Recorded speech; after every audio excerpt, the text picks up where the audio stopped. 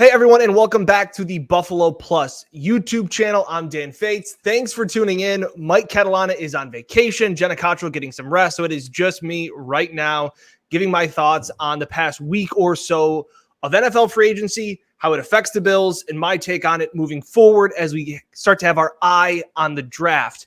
Minor Bills news, obviously, today, as I record this on Thursday morning. Ryan Bates has signed a contract or apparently reached a deal with the Chicago Bears. The Bills now have 5 days to match that. He is a restricted free agent. I've had some people ask me my thoughts on Ryan Bates or Rick Bates. I think he's a good player. I think he filled in greatly for the Bills.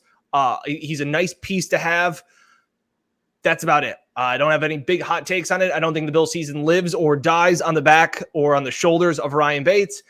And again, this isn't meant to be an insult. Ryan Bates kind of do grow on trees where you can find versatile offensive linemen that can play center, guard, all those kind of things. And you can have them, again, if Ryan Bates is starting for you on your offensive line, you either have injuries or your team is just not that good. We also heard from a couple of Bills free agents that did sign this week. We heard from Jamison Crowder, Shaq Lawson, Daquan Jones. Not going to get into any too in-depth on those things. The summary is, guys, they really like Josh Allen. They think he's a really good player, and the Bills are building something special. The other one, too, was the signing of earlier this week was Duke Johnson. I know some people are like, well, great, they missed out on Jerick McKissick, and now they got Duke Johnson. That fills their third down running back spot. I just don't think that's the case. I don't think any of these signings, the Duke Johnson, the Jamison Crowder, the Shaq Lawson, any of those things really change the Bills' aspect heading into the draft. I don't think any of them prevent them from drafting. I don't think Jamison Crowder prevents them from drafting a wide receiver, or Duke Johnson prevents them from drafting a running back if they like their guy.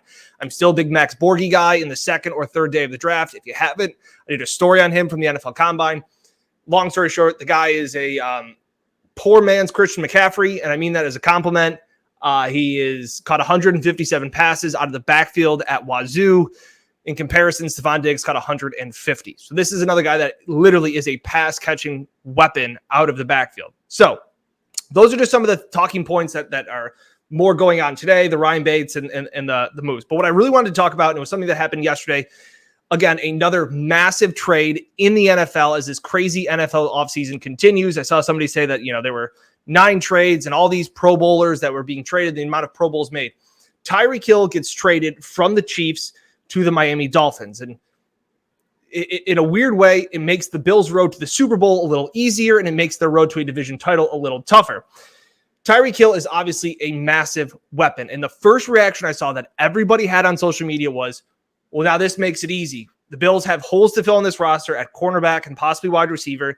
So now they're absolutely going to go with cornerback at number 25. And let me first say, if you were a guy that wanted the Bills to take a corner in the first round before the Tyreek Hill move yesterday, fine. I have no problem with you saying that.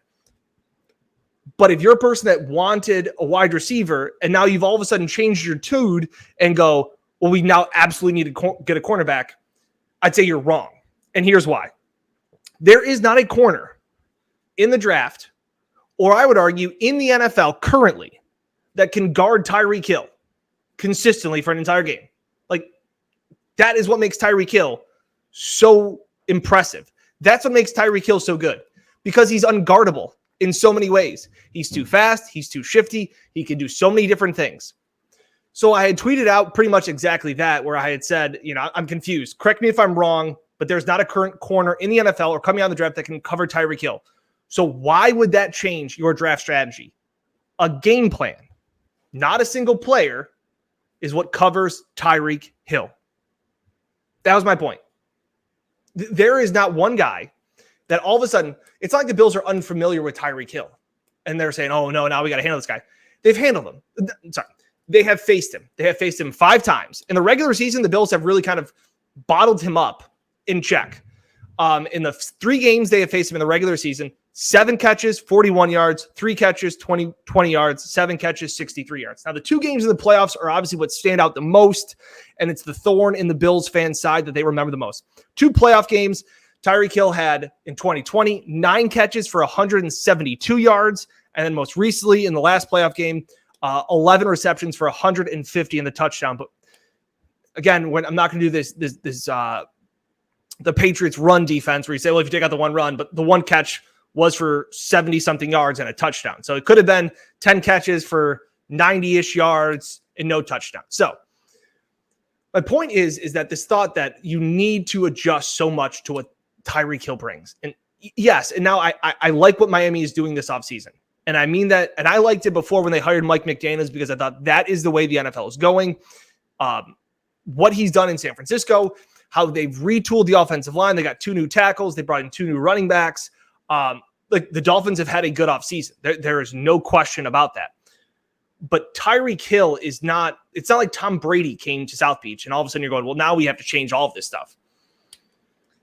Sauce Gardner or Derek Stingley, you know, the top 2 cornerbacks that are seen in this draft, they're not going to be able to solve your problem of Tyreek Hill that you're going to now see twice a year.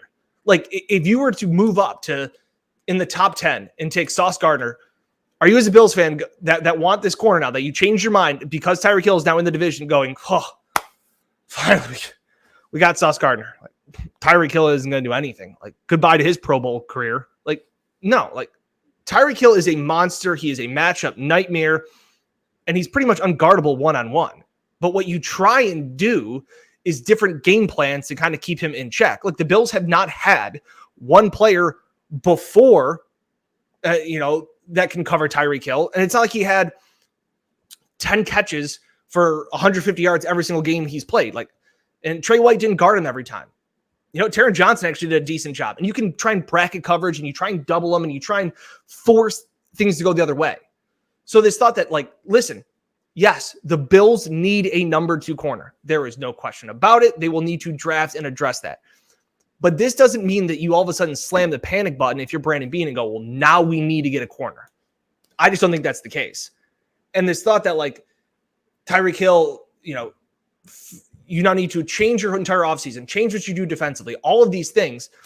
I'd ask you, who was the all-pro corner for the Cincinnati Bengals that shut Tyreek Hill down in the AFC Championship game? And I'll hang up and listen because there wasn't. There are other ways, and what the Bengals did is game planning to take Tyreek Hill out of it. And what also made Tyreek Hill so dangerous was 1, Patrick Mahomes, and 2, he had Travis Kelce. Like, all of those things coincide with one another. And I was on a podcast recently with Bruce Nolan, as well as it was Nate Geary's podcast with and Food for Thought.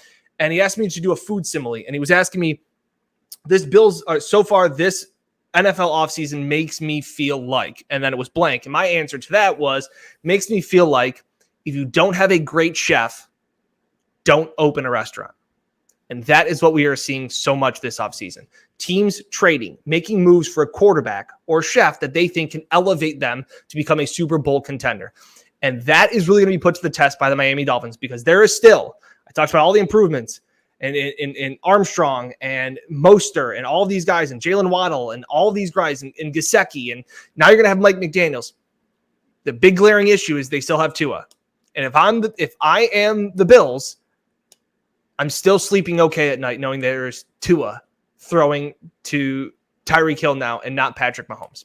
That is the big difference. I agree that the Bills need to take a corner.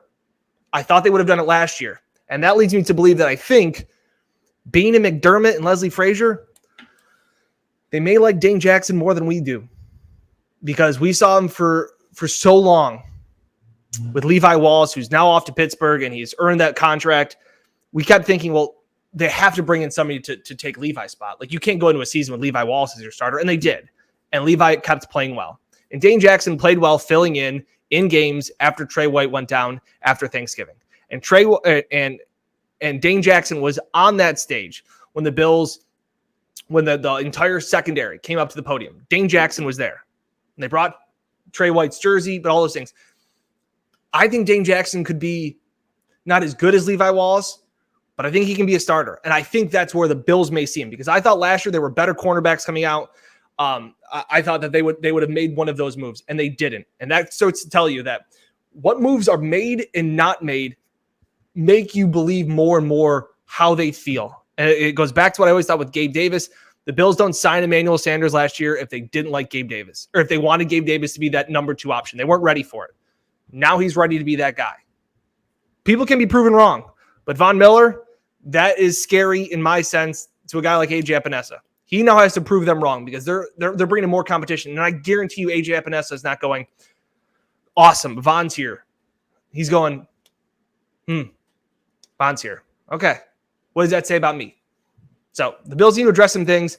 I just don't believe that you are going to solve all of your issues with Tyreek Hill by going, we got this corner or this guy, and like, we're good. We're all set. And Tua is going to have to be the one for the first time. And I can say it because it's on YouTube, but like, he is not that level of quarterback. And like I said, and I know Tyreek Hill caught a lot of passes right by the line of scrimmage, all of those things. It is tough to make chicken soup out of chicken shit. And if your quarterback is not an elite chef, it is really tough to be one of those guys. So I have been on team wide receiver in the first round of this draft, and I'm not coming off of that. I don't think Tyreek Hill scares me enough to go, guys, we need to move up. We need to get a shutdown corner to stop Tyreek Hill. There is none, and two, there are bigger issues and to go with. And to make that comparison of like what Tyreek Hill, like understand that he's going from Patrick Mahomes to Tua is a massive drop. And your wide receiver is so much dependent on what the quarterback is. And if you don't believe me, think about Stephon Diggs and what he was like with Kirk Cousins and how he's elevated his game as Josh Allen has, and as well as Cooper Kupp. Because Cooper Kupp was a good wide receiver for the Rams. He was good.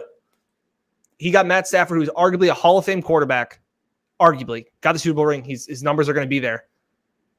And Cooper Kupp had one of the greatest seasons in NFL history for a wide receiver. So think about the changes. That's why there is no reason to hit the panic button and say, we need to move up. We need to take this guy. We need to go get a corner. No, Sean McDermott and Leslie Frazier need to figure out a new game plan. They've been somewhat successful, as I mentioned in the past, against Tyreek Hill, but there is no need to panic and sit here and say, wow, like, yeah, the Dolphins got better. There's no question about it. I love what they did with their offensive line. Again, I love what they did with Mike McDaniels. I think he's a really good offensive-minded coach and where the direction of the NFL is going. But I still don't think that you're using Tyreek Hill in the same way that you use Deebo Samuel, because guess what? There's only one Deebo Samuel. So don't panic. Still love Jameson Williams a lot for the Bills at number 25. The Chiefs now are going to need a wide receiver. I could see the Bills moving up a little bit. They've still got a bunch of picks. So that's my take. I know I just don't believe that there's any need to panic and say, let's start looking at the wide receiver. Let's start looking at cornerbacks so that we can stop Tyreek Hill. Bigger fish to fry. Scoring's one of them. You've invested $500 million in Josh Allen. Now give him all the tools that he needs. Keep giving Josh Allen more and more tools to be successful because you've invested, again, $500 million. That's my take. Appreciate you watching here all the way to the end. Be sure to like, comment, and subscribe. Plenty more content leading up as we are about a month away from the NFL draft. You can find it all right here on the Buffalo Plus YouTube channel. Again, like, comment, and subscribe. I'm Dan Fates. Thanks for watching.